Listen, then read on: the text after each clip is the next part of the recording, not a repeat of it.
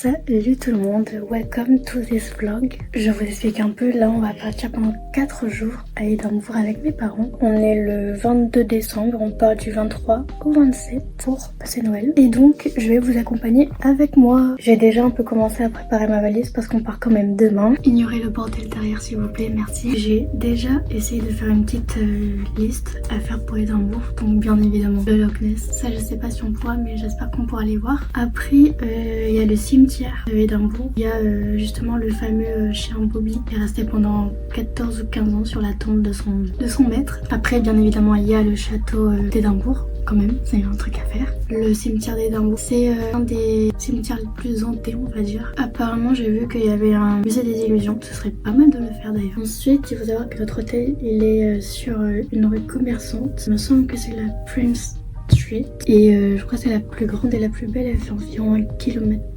je crois. C'est soit ça, soit la Victoria, peut-être. Ok, du coup, il y en a deux. Il y a la Prince Street et la Victoria Street. Et il me semble que c'est la Victoria Street, en fait.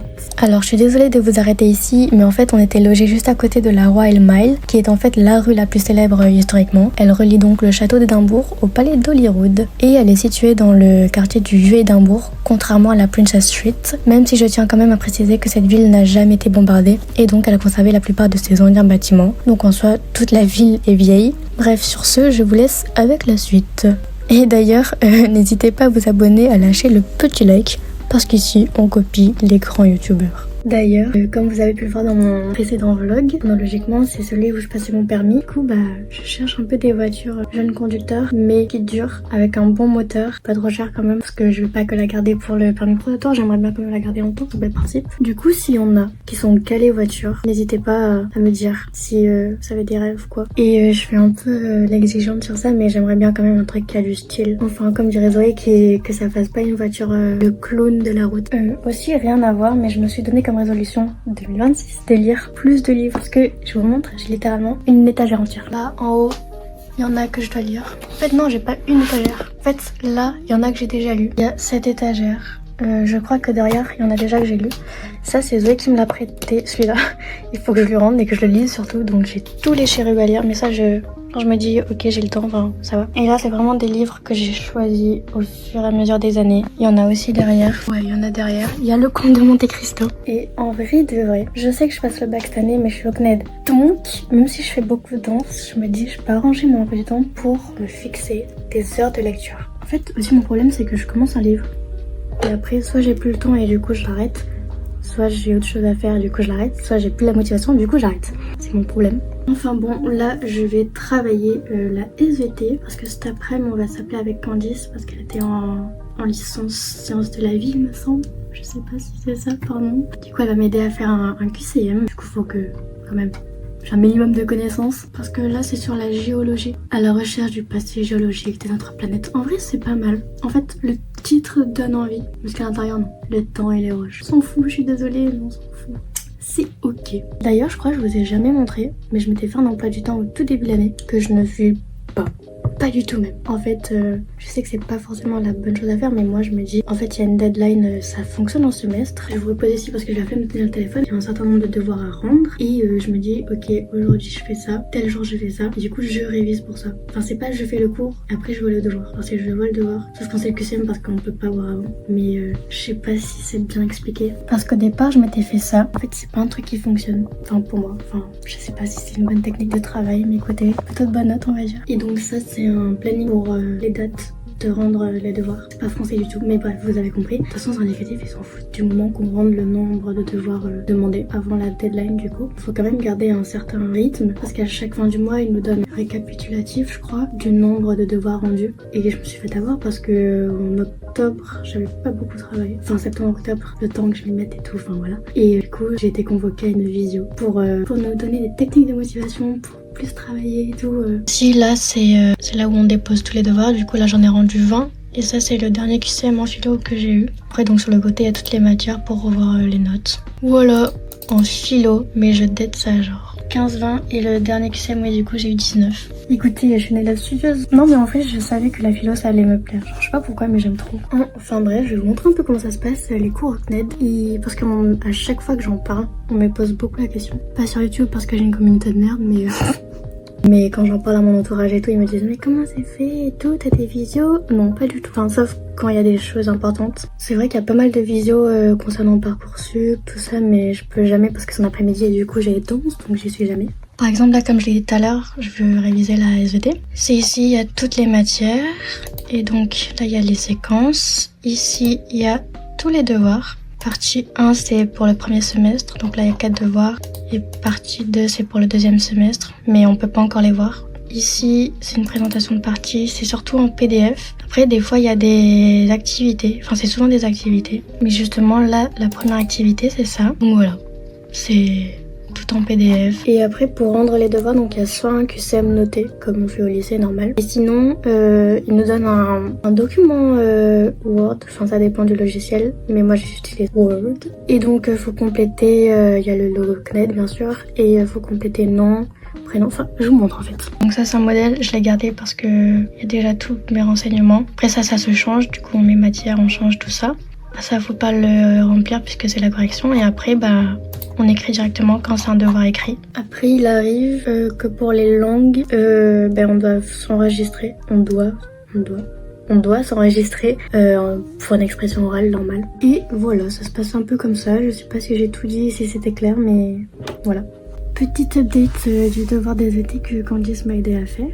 J'en profite pour vous montrer, donc là c'est le 4e devoir, c'est le dernier pour le semestre 1. Donc on clique là on a eu 18, je précise 11, voilà quand même. Et ça se présente comme ça, enfin il y a des documents, et là on coche les questions, les réponses, enfin voilà. Et voilà, du coup je vous laisse ici et on se retrouve demain à l'aéroport.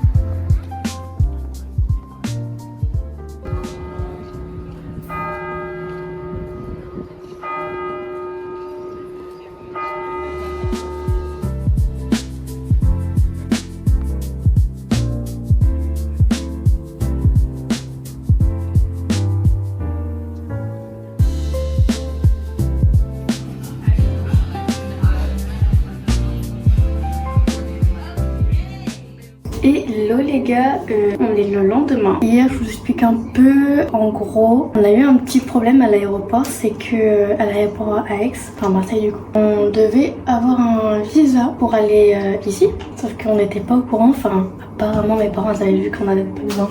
Donc on a littéralement mis 40 minutes, enfin mes parents, Et ensuite, en fait, on a fait une escale à Munich et on a fait Marseille-Munich, Munich-Édimbourg. Et après, on a pris le bus pour aller à l'hôtel. Enfin, on est arrivé au centre à peu près. Après, du centre, on a marché jusqu'à l'hôtel. Et après, on est allé manger dans un petit restaurant. On a un peu visité la ville de nuit. Il y a pas beaucoup de choses. Hein. Et on est arrivé à genre 17h, je crois. Il faisait déjà nuit, on dirait qu'il était 22h. Ouais, voilà. Aujourd'hui, je sais pas ce qu'on va faire, on est le 24 aujourd'hui, donc je sais pas s'il y en a qui fêtent 24 ou 25, je sais jamais, du coup je vais dire joyeux Noël pour l'instant. Là, faut que je me bouille un peu parce que ils m'attendent pour... mes parents m'attendent pour le petit déjeuner. Et tengo que préparer, sinon ils vont m'engueuler. Par contre, ça ferme hyper tôt ici. En fait, je le savais déjà, je l'ai vu sur plusieurs trucs. Mais ça ferme vachement tôt, hier, au restaurant, ils étaient en train d'emballer à 21h. C'est trop bien. Enfin, c'est trop bien. Pour ceux qui travaillent, ils travaillent pas tard, quoi. Mais est-ce qu'il y a des boîtes de nuit là-bas? Est-ce que la boîte de nuit, elle ferme à genre 1h? Bon, je vais au petit déjeuner.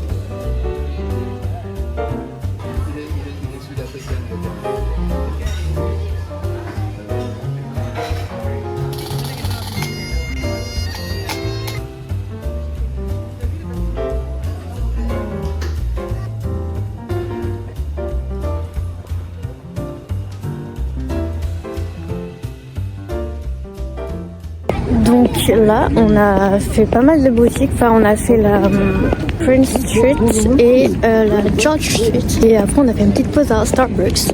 Il est autour de 16h30, il me semble.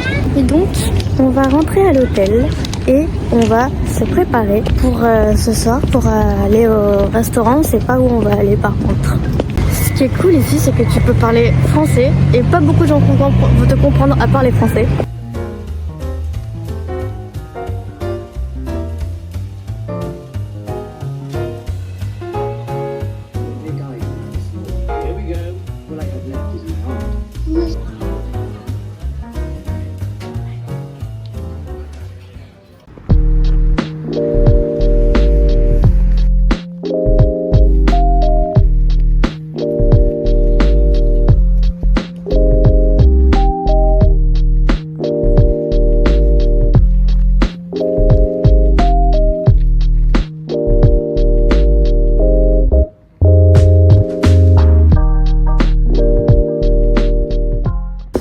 Bon les gars, on est actuellement au Graveyard et du coup c'est le fameux cimetière où est enterré le chien Bobby. Donc on est actuellement à la recherche de la tombe et il me semble qu'elle est là-bas parce qu'il y a beaucoup de gens qui sont devant. Franchement j'adore le cimetière, c'est un peu, d'habitude c'est pas censé être forcément beau mais là je sais pas qu'est-ce que vous en pensez quand vous voyez les images, mais je trouve qu'il y a vraiment une atmosphère de malade. Ça fait un peu médiéval, mais pas médiéval en mode Je sais pas, il y a un truc en plus quoi. Ah oui, et bien évidemment, le petit Bobby, il a une statue à lui.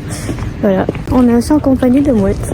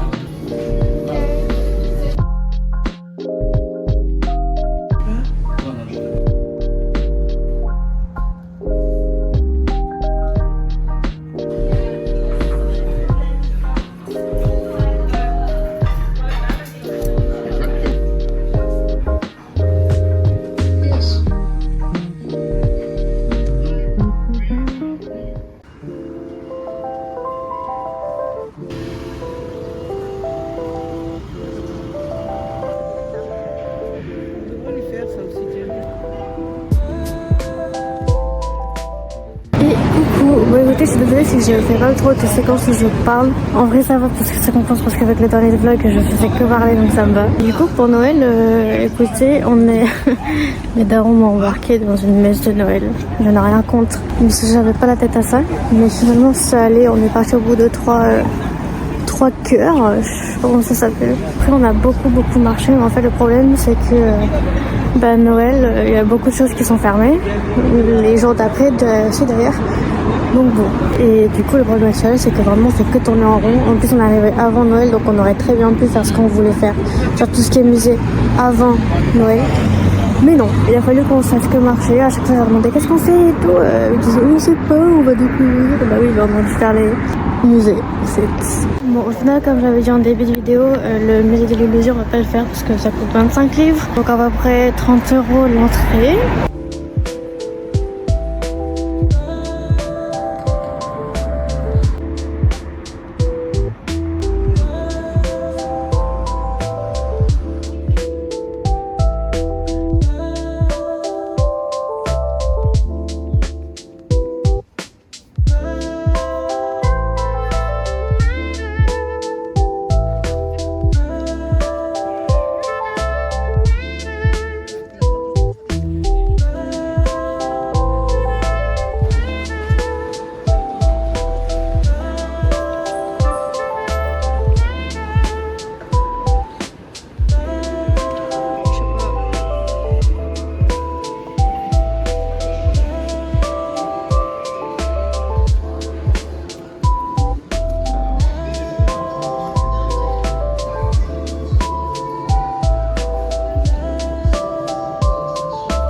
Je vous explique un peu. En fait, finalement, le National Museum of Scotland, il a ouvert à midi.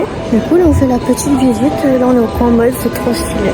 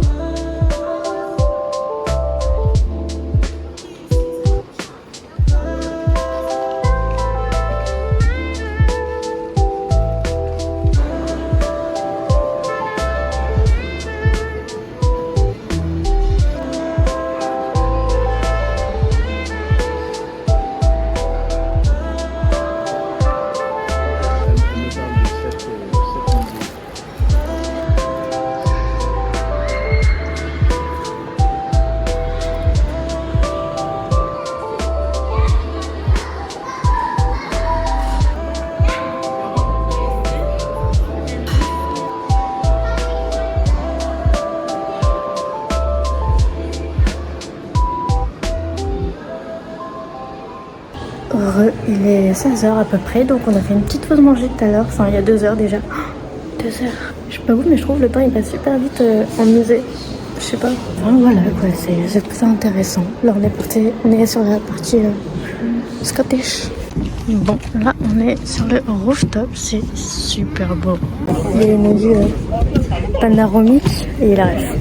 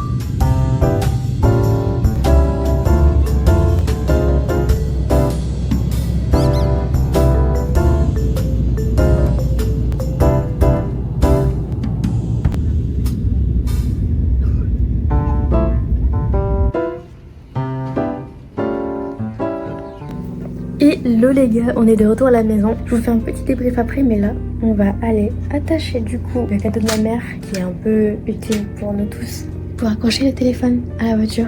Donc on va nettoyer et voilà, on va faire ça ensemble, je pense.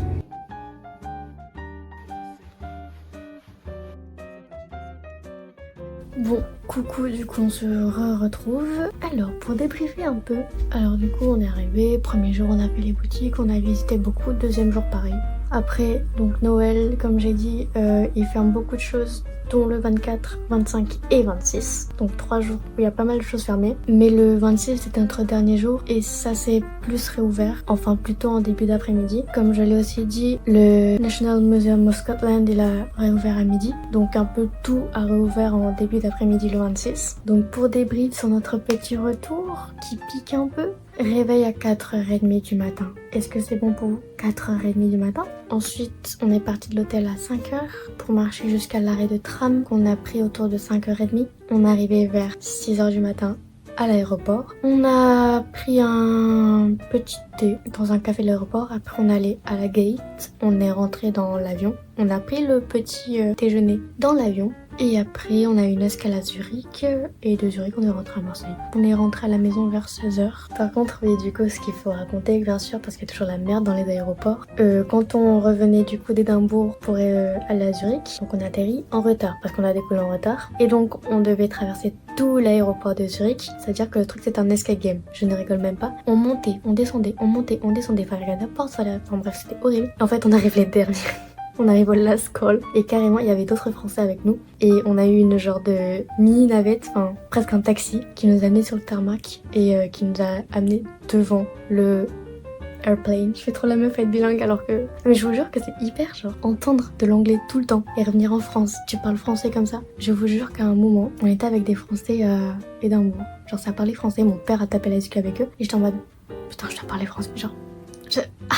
Voilà, bref. Et donc du coup je disais qu'il nous accompagnait devant l'avion et le conducteur était hyper en colère. Il disait ouais mais il y a que des problèmes. En plus il parlait suisse parce que Zurich c'est en Suisse pour ceux qui savent pas. Et du coup il était énervé. Mon père je sais pas en quelle langue il leur parlait, je crois que c'était de l'allemand du coup. Il était énervé, il s'est énervé en allemand, c'était assez drôle. Et au final l'avion a quand même décollé en retard, qu'on soit arrivé en retard ou non. Mais c'était très ric-rac, on était à deux doigts de le rater. Mais heureusement que on est réveillé juste à temps. Vraiment, dernier moment. Alors, petit point culture, donc la fameuse, la tombe de Bobby. Alors, son histoire, c'est donc son maître, il s'appelait John Gray, et donc c'était un policier qui est mort de la tuberculose, et donc son chien qui était un Skye Terrier, il l'a attendu pendant 14 ans, et le chien est mort à 16 ans, donc il avait 2 ans quand son maître est mort, et donc comme je l'ai dit encore une fois, il est enterré au Greyfriars Kirkyard, c'est pour ça qu'on l'appelle Greyfriars Bobby. Aussi, il me semble avoir filmé, je remets la séquence, mais du coup cet endroit, il y en a plusieurs qui sont marqués comme ça dans la ville, et c'est pour montrer où étaient brûlées les sorcières. Du coup, en fait, en Écosse, les sorcières sont énormément célébrées. Enfin, c'est assez drôle, puisqu'avant elles étaient très détestées, on va dire. Et donc là, il y a plein de choses à leur hommage, comme ça. Il y a beaucoup de magasins. Enfin, il y en a un notamment qui s'appelle The Witchery quelque chose là, bref, voilà. Et puis même il y a un truc très spirituel dans cette ville. C'est peut-être de là où je disais dans le Kirkyards qu'il y a cette ambiance médiévale, mais dans le sens peut-être du coup spirituel, sorcellerie, tout ça. Et ça j'ai vraiment kiffé pour le coup, parce que sinon en vrai la ville elle m'a pas non plus beaucoup attirée. Enfin c'est une très belle ville architecturalement parlant. Architecturalement, ça se dit comme ça. Enfin bref, vous avez compris. Mais sinon, je sais pas, il y a pas ce petit truc en plus. Par exemple à Vienne, moi j'avais vraiment kiffé Vienne. C'est vraiment ma ville de cœur, on va dire. Je sais pas, il y a pas... Quoique peut-être sur le dernier jour, j'ai un peu plus aimé. Peut-être parce qu'il y avait plus de choses ouvertes, qu'il y avait plus de monde et tout. Enfin, je sais pas. Aussi, je l'avais dit en début de vidéo, mais donc il y a le castle de... J'allais dire de Scotland, pas du tout, d'Édimbourg, qui était à visiter, mais malheureusement il était overbook, enfin, il y avait plus de billets, c'était sold out et tout, donc bon, fallait réserver avant, fallait être prévoyant, on l'a pas fait, mais c'est pas grave, on l'a quand même vu de loin. Mais bon, c'est pas grave. Pareil, le Loch Ness, c'était à 3 heures de route, donc c'est mort. Alors j'ai plusieurs petits retours personnels à faire sur cette ville. Alors déjà, c'est pas vraiment forcément personnel, mais ils ont de belles voitures, mais pas des voitures en mode Ferrari, Porsche et tout. Il y a énormément de BM, de Merco et de Audi. Ça, je sais pas pourquoi, j'ai vu une seule Mustang. On s'en fout, mais genre, c'est juste, il y en a à chaque point de rue. Tu ne tournes pas la tête sans voir une BM, une Merco ou une Audi. Voilà, j'en comprends pas pourquoi, mais bon, voilà. Et en plus, c'est des belles. C'est pas celles qui font un peu kéké et tout, enfin... Aussi, je tiens à me plaindre, parce que la vie est très chère là-bas, mais je pense que c'est dans le United Kingdom en général, depuis le Brexit, et c'est surtout que l'euro est plus cher que les pounds, et c'est plus cher là-bas, enfin même à Aix, c'est plus cher que Aix, je vous le dis. Sinon en vrai je fais un peu la difficile, mais la ville est quand même très belle, c'est juste ça m'a pas... émotionnellement, ça ne m'a pas retenue. Après ouais, encore une fois, on n'a peut-être pas forcément choisi les 4 meilleurs jours de décembre, mais on pouvait pas faire autrement. Après aussi c'est drôle, mais là-bas les pubs, l'équivalent des bars en France, c'est interdit aux moins de 18 ans à partir d'une certaine heure, en général c'est 21h, et c'est vraiment hyper restrictif. Les enfants d'en dessous de 5 ans n'ont pas le droit toute la journée d'y rentrer. Et ils sont hyper à cheval sur ça. Je ne m'attendais pas en fait, tout simplement. Par contre, les Écossais, alors, à défaut de leur accent, ils sont très gentils. J'adore les Écossais, genre ils sont trop good vibe et tout. Et un autre point positif de la ville, c'est que tu peux tout faire à pied. Bien qu'elle soit grande, tu peux tout faire à pied sans te sentir forcément fatigué. C'est comme ça que je l'ai ressenti. Après, je sais pas les autres, mais... Et bien évidemment, comme je l'ai dit plusieurs fois, on a fait du shopping, on a fait des boutiques et ça du coup entraîne des achats. Et je vais faire le petit haul quand j'aurai déballé la valise. J'ai trop la flemme, je vous jure, j'ai la flemme. Et pour finir sur cette séquence, je pense, je vais faire un petit retour sur le National Museum of Scotland. J'ai adoré l'exposition, à part la partie Scottish comme j'en ai rapidement parlé. Parce qu'en fait, on l'a fait en fin de journée. Et donc, je pense avec toute la visite du matin, j'avais plus la tête à à lire tous les trucs, surtout que je les lis jamais en fait. Mais voilà, sinon il y avait hyper beaucoup de trucs interactifs et c'était trop bien, hyper intéressant, notamment la partie au niveau innovation technique, tout ça. Enfin, vous avez vu les voitures, les téléphones, les montgolfières aussi, c'était trop stylé. Enfin tout ça c'était animé, il y avait plein de trucs que tu pouvais faire, notamment la simulation F1. C'est pas une vraie simulation, hein, c'était un peu nul. Du coup, ce que vous voyez là, le 3-2-1 Ghost, c'est moi qui conduisais. Je ne ferai pas de retour sur cette conduite pathétique. Je pense qu'on m'aurait viré de mon permis finalement. Bon les gars, petit changement de programme. Donc je devais faire un seul vlog de toutes les vacances de Noël, donc avec Édimbourg, le Nouvel An, tout ça. Sauf que ça mettait un peu beaucoup de temps. Le vlog allait durer presque 1 heure. Je sais que c'est chiant pour certaines personnes et qu'il y en a qui n'ont pas la fois de regarder, donc j'ai décidé de le couper en deux. Donc il y aura la première partie d'Édimbourg, celui que vous êtes en train de regarder, et donc il y aura celui du Nouvel An. Celui d'Édimbourg il fera quand même 30 minutes quand même, et l'autre une dizaine de minutes, peut-être 20. Enfin voilà, du coup pour ce vlog d'Édimbourg que je tourne après le Nouvel An, et on se retrouve très prochainement dans le prochain vlog du coup. Merci d'avoir regardé et à très